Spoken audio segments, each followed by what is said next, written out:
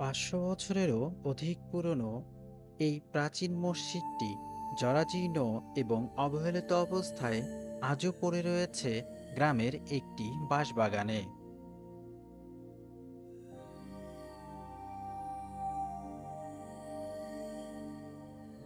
মসজিদটি কবে নির্মাণ করা হয়েছিল এবং কে নির্মাণ করেছিলেন এ সম্পর্কে সঠিক কোনো তথ্য জানা যায়নি। তবে মসজিদের গায়ে খোদাই করা নকশা, ফুল এবং ডিজাইন দেখে ধারণা করা যায় মসজিদটি সুলতানি আমলে নির্মিত।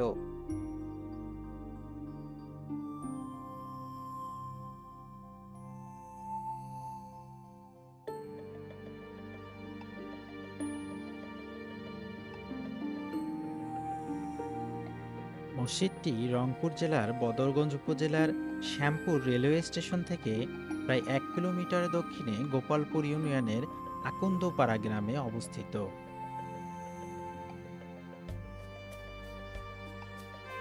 গ্রামের মিঠোপথের পাশেই বাঁশবাগানের ভিতর লতা গুল্ম আর জঙ্গলে ভরা মসজিদটি বটবৃক্ষের বেষ্টনে এখন ভুতুড়ে পরিবেশে দাঁড়িয়ে আছে।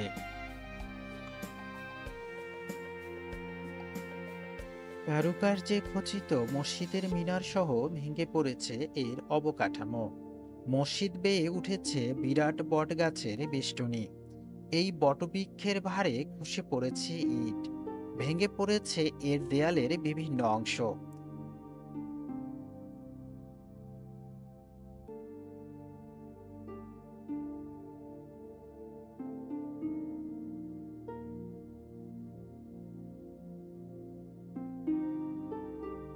অযত্ন, অবহেলা আর সংরক্ষণের উদ্যোগ না থাকায় বর্তমানে প্রাচীন এই মসজিদটি ধ্বংসের দ্বার প্রান্তে।